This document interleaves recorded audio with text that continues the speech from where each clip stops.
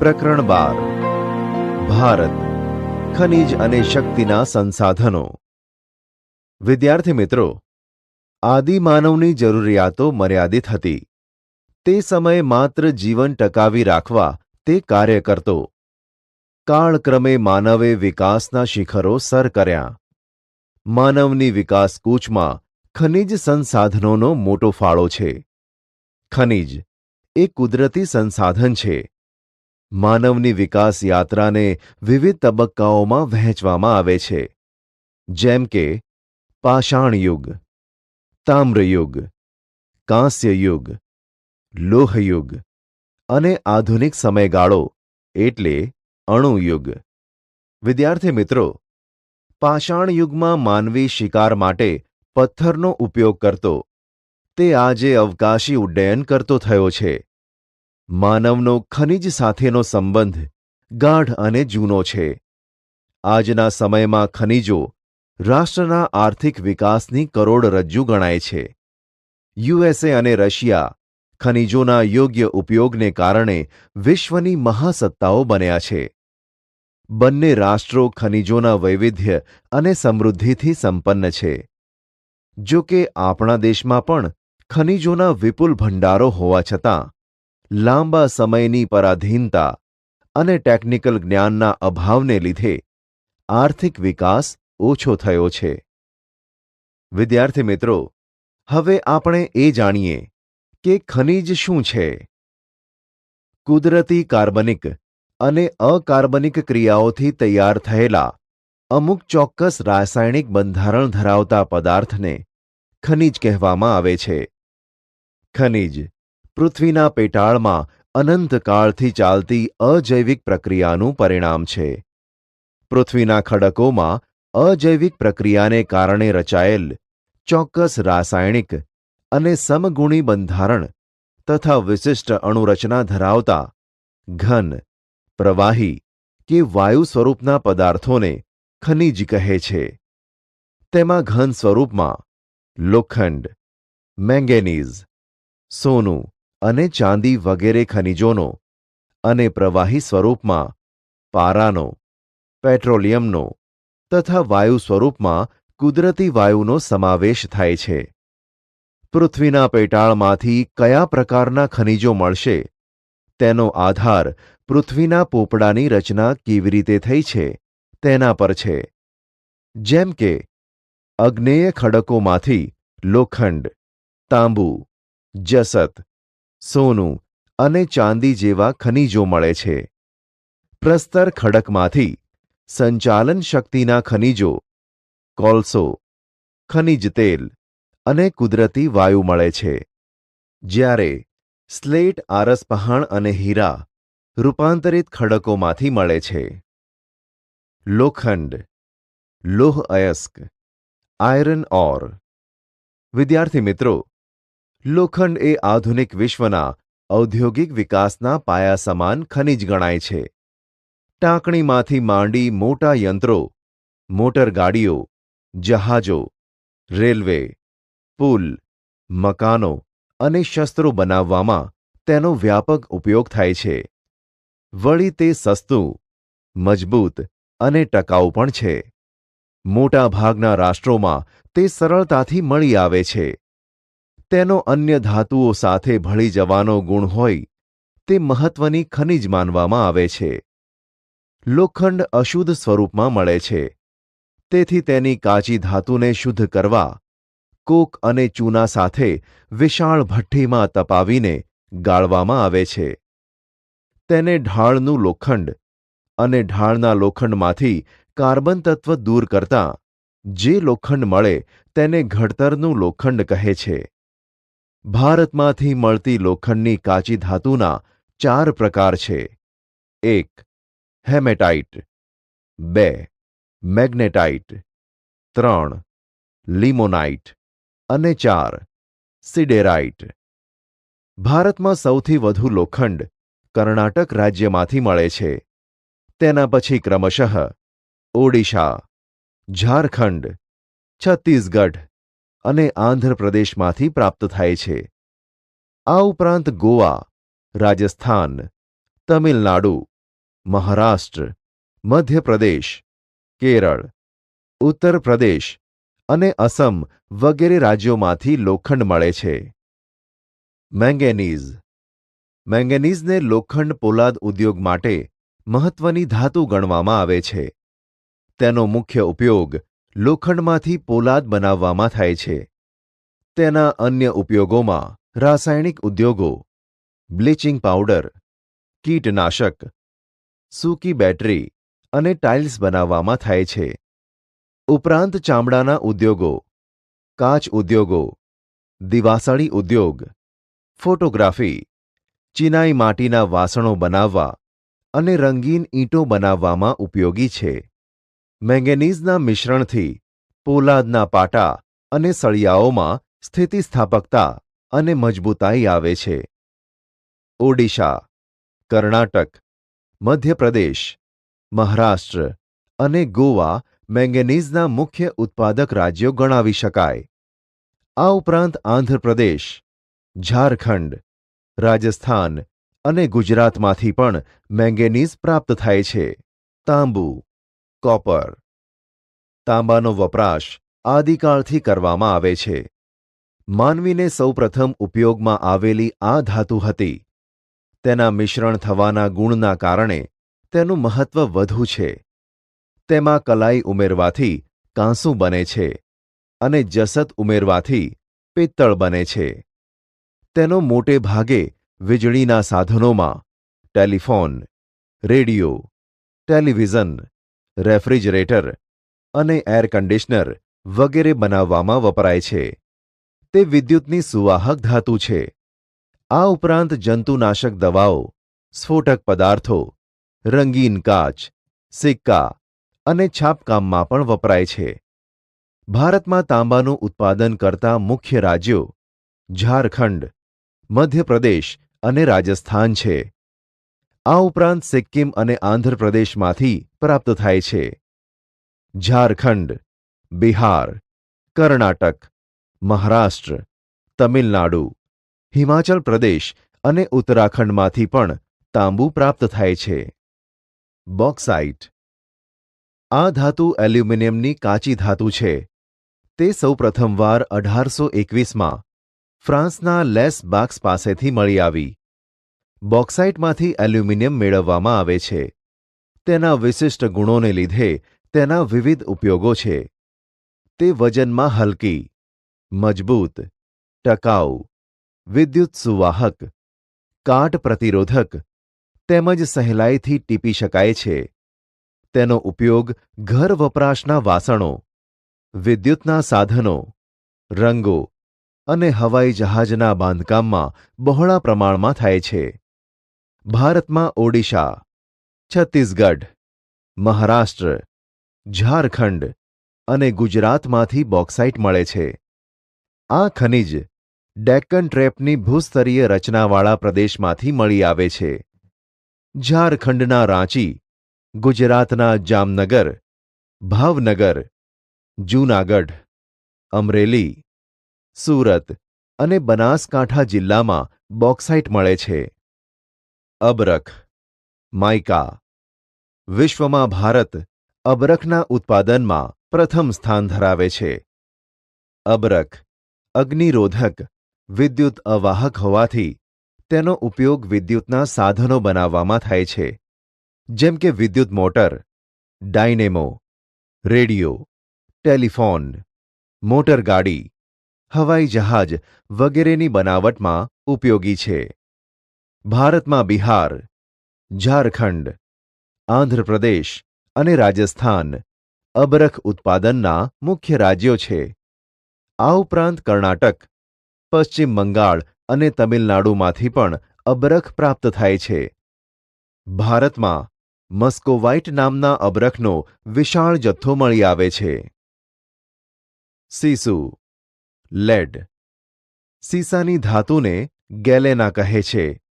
તે મુલાયમ અને વજનમાં ભારે હોય છે.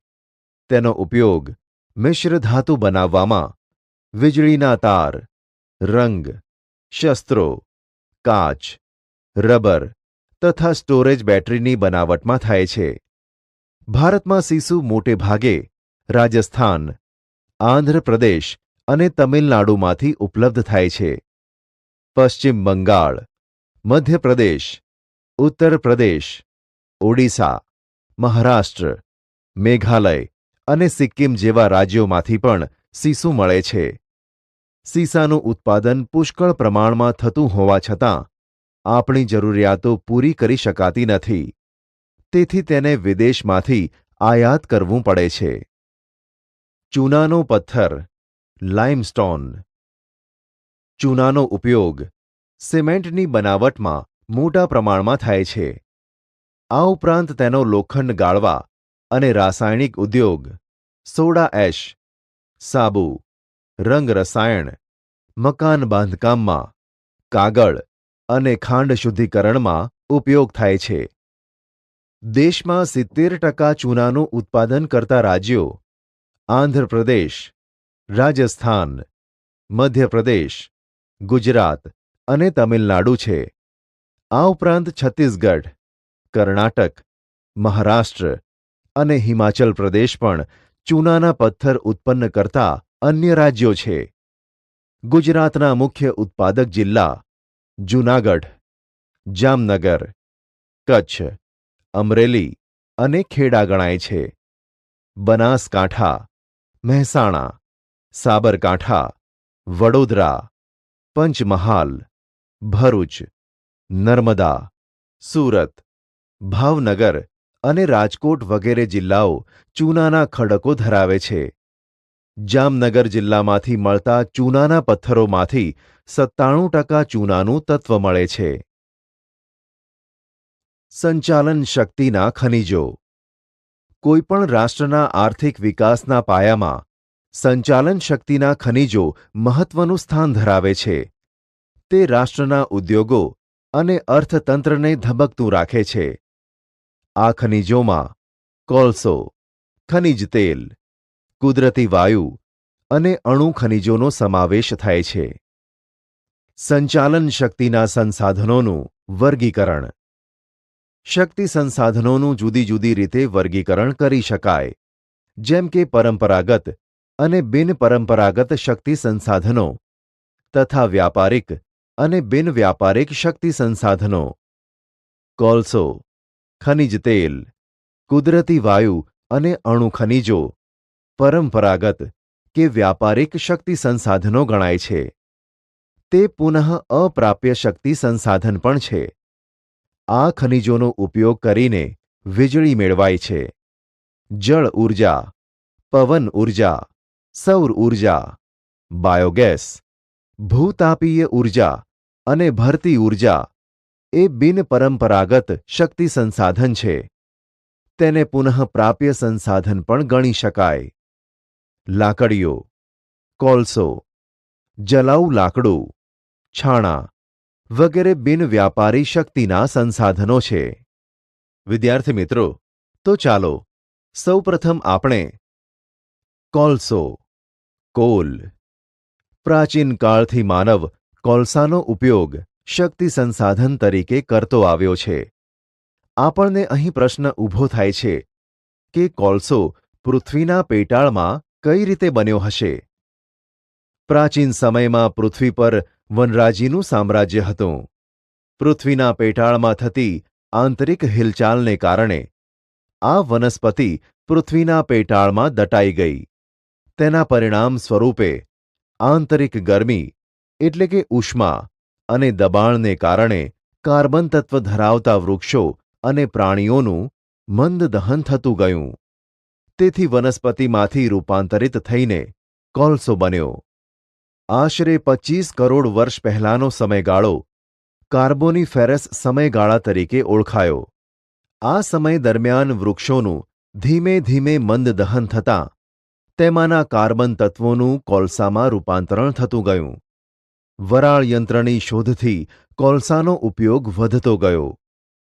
તેનાથી રેલવે અને આગબોટ જેવા પરિવહનના સાધનોનો ઉપયોગ સરળ બનતો ગયો. તો વળી વીજળીની શોધથી તાપ વિદ્યુતના ઉત્પાદનમાં કોલસો મહત્વનું ખનિજ બનવા લાગ્યો. કોલસામાંથી પણ કેટલીક આડ પેદાશો પણ મળે છે. જેમ કે ડામર, એમોનિયા વાયુ, એમોનિયા સલ્ફેટ, બેન્ઝોલ તથા ક્રૂડ ઓઇલ. તે પ્રસ્તર ખડકોમાંથી મળી આવે છે. તેના કાર્બન તત્વના આધારે 4 પ્રકાર પડે છે. 1. એન્થ્રેસાઇટ કોલસો. 2. બિટ્યુમિનસ કોલસો. 3. લિગ્નાઇટ કોલસો. અને 4. પીટ કોલસો. ભારતમાં કોલસાના ભંડારો. ભારતમાં કોલસો ઉત્પન્ન કરતા મુખ્ય રાજ્યોમાં ઝારખંડ, ઓડિશા, પશ્ચિમ બંગાળ, છત્તીસગઢ, મધ્યપ્રદેશ અને જમ્મુ કાશ્મીર છે. આ ઉપરાંત રાજસ્થાન, તમિલનાડુ, અસમ અને ગુજરાતમાં પણ કોલસાનું ઉત્પાદન થાય છે. ગુજરાતમાં ખનિજ કોલસાના ક્ષેત્રો કચ્છ, ભરૂચ, મહેસાણા, ભાવનગર અને સુરત છે. અહીંથી લિગ્નાઇટ કોલસો મળે છે. ખનિજ તેલ, પેટ્રોલિયમ. રેત ખડકો, ચૂનાના પથ્થરો, શેલ જેવા પ્રસ્તર ખડકોમાંથી ખનિજ તેલ મળી આવે છે. પ્રાચીન સમયમાં કોલસાની રચનાની જેમ પૃથ્વી પરના પ્રાણીઓ ભૂગર્ભમાં દટાયા અને તેનું હાઇડ્રોકાર્બન્સમાં રૂપાંતર થયું. આ સ્વરૂપ લગભગ પ્રવાહી સ્વરૂપમાં હતું. આંતરિક હલનચલન થતાં આ સ્વરૂપના સ્તરો ધીમે ધીમે પૃથ્વીની સપાટી તરફ ઊંચકાતા ગયા. કેટલાક સમુદ્રના તળિયે આવ્યા તો કેટલાક પેટાળમાંથી ઉપર આવતા ગયા. ભારતમાં 1866માં અસમમાં તેલ શોધવા કૂવો ખોદવામાં આવ્યો. તેમાં સફળતા પ્રાપ્ત થતાં ભારતમાં અન્ય સ્થળોમાંથી ખનિજ તેલના ભંડારો મળી આવ્યા છે. ભારતના ખનિજ તેલના ભંડારોને 5 વિભાગમાં વહેંચવામાં આવ્યા છે. 1. ઉત્તર પૂર્વના તેલ ક્ષેત્રો. 2. ગુજરાતના તેલ ક્ષેત્રો. 3. બોમ્બે હાઈના તેલ ક્ષેત્રો. 4. પૂર્વ કિનારાના તેલ ક્ષેત્રો. 5. રાજસ્થાનના તેલ ક્ષેત્રો. ગુજરાતના તેલ ક્ષેત્રો. આઝાદી બાદ 1958માં ગુજરાતના ખેડા જિલ્લાના લુણેજ ખાતેથી સૌપ્રથમ ખનિજ તેલ પ્રાપ્ત થયું.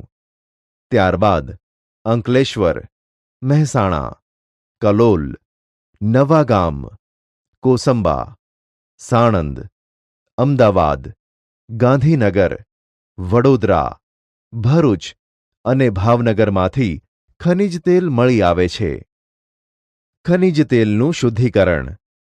ભારતની રિફાઇનરીઓમાં ગુવાહાટી, બરૌની, કોયલી, કોચીન, ચેન્નઈ, મથુરા, કોલકાતા અને હલ્દિયાનો સમાવેશ થાય છે. વિશ્વનું સૌથી મોટું ખનિજ તેલ શુદ્ધિકરણ સંકુલ ગુજરાતના જામનગરમાં આવેલું છે. કુદરતી વાયુ, નેચરલ ગેસ. કુદરતી વાયુ એ ખનિજ તેલની સાથે સંલગ્ન હોય છે.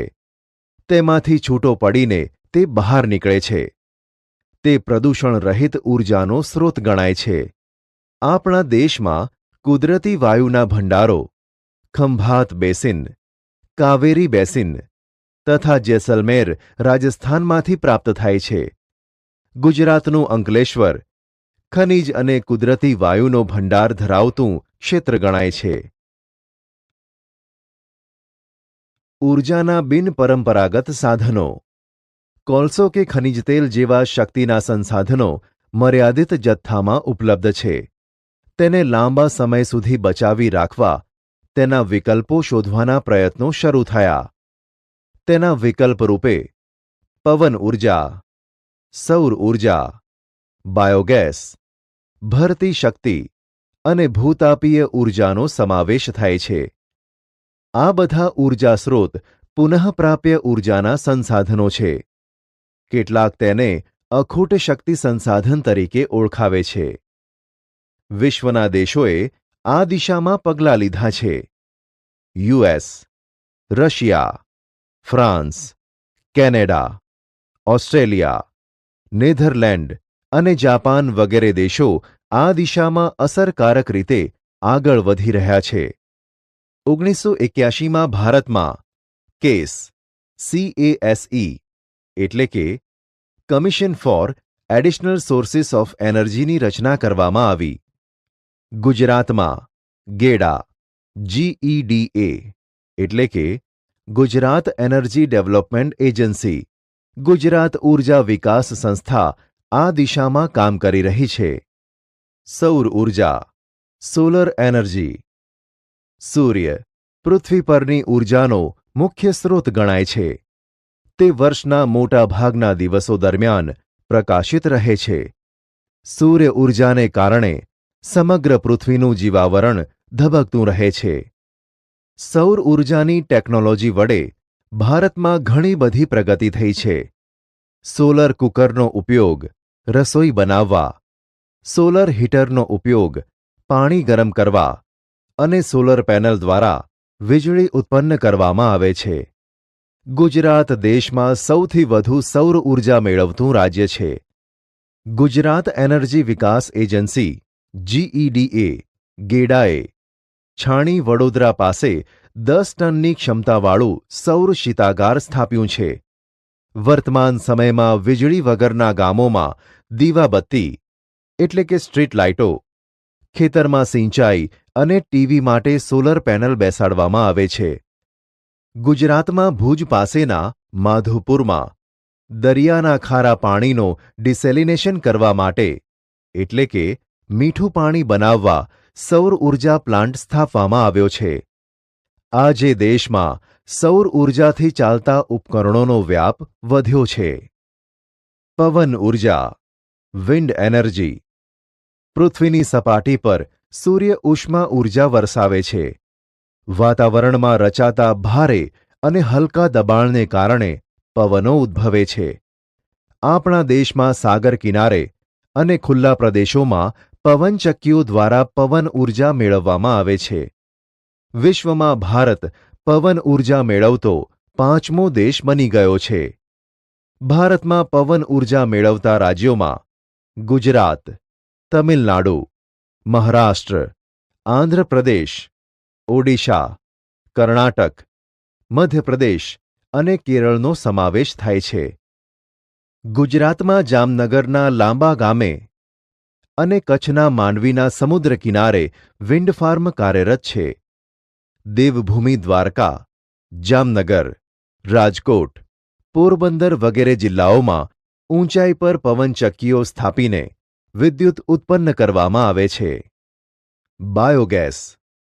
બાયોગેસના ઉત્પાદનમાં નકામા કૃષિ પદાર્થો, શેરડીના કૂચા, અન્ય વનસ્પતિ, છાણ અને માનવ મળમૂત્રનો સમાવેશ થાય છે. આ પદાર્થોના સડવાથી મિથેન વાયુ છૂટો પડે છે. આ વાયુ દહનશીલ છે. તેના ઉપયોગ બાદ વિષાણુ વગરનું કિંમતી ખાતર પ્રાપ્ત થાય છે. આમ ઊર્જા અને ખાતર બંને મેળવી શકાય છે. આ ઊર્જા મેળવવાનું બિનપરંપરાગત શક્તિ સંસાધન છે. સૌર ઊર્જા અને બાયોગેસ બંને શક્તિ સંસાધનો ભારતના ગામડાઓની પરંપરાગત શૈલીને બદલી શકે તેમ છે. ગ્રામ વિસ્તારની સ્વચ્છતામાં વધારો થાય તેમજ તેઓની ઘરેલું ઊર્જાની અછતને દૂર કરી શકાય. ઉત્તર પ્રદેશ અને ગુજરાત બાયોગેસના ઉત્પાદનમાં પ્રથમ અને દ્વિતીય સ્થાન ધરાવે છે. ગુજરાતના સિદ્ધપુરના મેથાણમાં સૌથી મોટો આદર્શ બાયોગેસ પ્લાન્ટ નાખવામાં આવ્યો છે, જે સામુદાયિક ધોરણે ચલાવવામાં આવે છે. અમદાવાદમાં દસક્રોઈ તાલુકાના રુદાતલ તેમજ બનાસકાંઠાના દાંતીવાડા ખાતે બાયોગેસ કાર્યરત છે. આ ઉપરાંત વ્યક્તિગત અને સામૂહિક રીતે બાયોગેસ પ્લાન્ટ સ્થાપીને તેનો વપરાશ વધારવામાં આવી રહ્યો છે. ભૂતાપીય ઊર્જા જીઓથર્મલ એનર્જી. ભૂસંચલનીય પ્રક્રિયાને કારણે ભૂગર્ભમાંથી વધારાની વરાળ સપાટી પર આવવાનો પ્રયત્ન કરે છે. આ વરાળને નિયંત્રણમાં લઈને જે ઊર્જા મેળવાય છે તેને ભૂતાપીય ઊર્જા કહે છે. કેટલીકવાર ભૂસપાટી હેઠળ ઉતરેલું ભૂમિગત જળ મેગ્માના સંપર્કમાં આવે છે અને પછી વરાળમાં ફેરવાય છે. સમય જતાં ભૂસપાટી પર આવતા ઊઠા ઝરા અને ઊઠા ફુવારા થકી પણ આ ઊર્જા મેળવાય છે. ગુજરાતમાં લસુંદરા, ઉનાઈ, ટુવા અને તુલસીશ્યામ ખાતે ગરમ પાણીના ઝરા આવેલા છે. તેમાંથી ભૂતાપીય ઉષ્મા ઊર્જા મેળવવાની શક્યતાઓ રહેલી છે. ભરતી શક્તિ, ટાઇડલ એનર્જી. સૂર્ય અને ચંદ્રના ગુરુત્વાકર્ષણના કારણે પૃથ્વીની સપાટી પરના મોટા ભાગના સમુદ્રોમાં ભરતી ઓટની પ્રક્રિયા સતત ચાલતી હોય છે. પાણીની આ શક્તિનો ઉપયોગ માનવીએ વીજળી મેળવવામાં કર્યો. ભરતીના પાણીમાં શક્તિ વધુ હોય છે. તેની સાથે ટર્બાઇન ગોઠવીને વિદ્યુત શક્તિ મેળવવામાં આવે છે. 1966માં ફ્રાન્સે ભરતી ઓટની મદદથી વિદ્યુત મેળવવાની યોજના અમલમાં મૂકી. ભારતમાં વિશાળ દરિયા કિનારો હોવાથી ભરતી ઊર્જા મેળવવાની શક્યતા રહેલી છે. ગુજરાતમાં કચ્છ અને ખંભાતના અખાતમાં આ યોજનાનો આરંભ કરવામાં આવ્યો છે. ખનિજ સંરક્ષણ. માનવ જાતિના અસ્તિત્વ અને વિકાસ માટે ખનિજો જરૂરી છે. આ બાબતે માનવે પોતે પણ વિચાર કરવો આવશ્યક બને છે. માનવે ખનિજોના સંરક્ષણ માટે કેટલીક બાબતો વિચારવી રહી. સંરક્ષણ કોને કહેવાય? ખનિજોનો કરકસરયુક્ત અને સુયોજિત ઉપયોગ એટલે ખનિજ સંરક્ષણ. આજે દરેક રાષ્ટ્ર પોતાના વિકાસ માટે નિકાસ વધારવાનો પ્રયત્ન કરે છે. નિકાસ વધારી વિદેશી હુંડિયામણ મેળવવા ખનિજોનો બેફામ ઉપયોગ કરે છે. તેથી ખનિજ સંરક્ષણ જરૂરી બન્યું છે. ખનિજ સંરક્ષણ માટેના ઉપાયો. 1. યોગ્ય ટેકનોલોજીનો ઉપયોગ. ખનિજો મેળવવા માટે યોગ્ય ટેકનોલોજીનો ઉપયોગ કરવામાં આવે તો ખનિજો વેડફાઈ જતી અટકાવી શકાય છે. 2. પુનઃચક્ર. લોખંડ, તાંબુ, એલ્યુમિનિયમ અને કલાઈના નકામા ભંગારને ફરીથી ઉપયોગમાં લેવા જોઈએ. 3. ખનિજનો વૈકલ્પિક ઉપયોગ. ઓછા પ્રમાણમાં પ્રાપ્ત થતા ખનિજોના વિકલ્પો શોધવા જોઈએ. વિદ્યુતના સ્થાને સૌર વિદ્યુતનો ઉપયોગ. તાંબાના સ્થાને એલ્યુમિનિયમનો ઉપયોગ. પેટ્રોલને બદલે સીએનજીનો વપરાશ વધારવો જોઈએ. 4. બિનપરંપરાગત સાધનોનો ઉપયોગ. જળ, સૌર, પવન, બાયોગેસ જેવા બિનપરંપરાગત સાધનોનો ઉપયોગ વધારવો જોઈએ. 5. પોષણક્ષમ વિકાસ એટલે કે ટકાઉ વિકાસ. પર્યાવરણની ગુણવત્તા જાળવી રાખી ભવિષ્યની પેઢીને શુદ્ધ પર્યાવરણની ભેટ આપવી. પ્રદૂષણ મુક્ત પર્યાવરણના પ્રયત્નો કરવા જોઈએ. 6. ખનિજોનો અનુમાનિત જથ્થો નિશ્ચિત થાય પછીથી તેનો આયોજનપૂર્વક ઉપયોગ થાય તો ઘણા લાંબા સમય સુધી તેનો ઉપયોગ થઈ શકે છે. વિદ્યાર્થી મિત્રો, ખનિજ સંસાધનોની જાળવણી અને સંવર્ધન જરૂરી છે.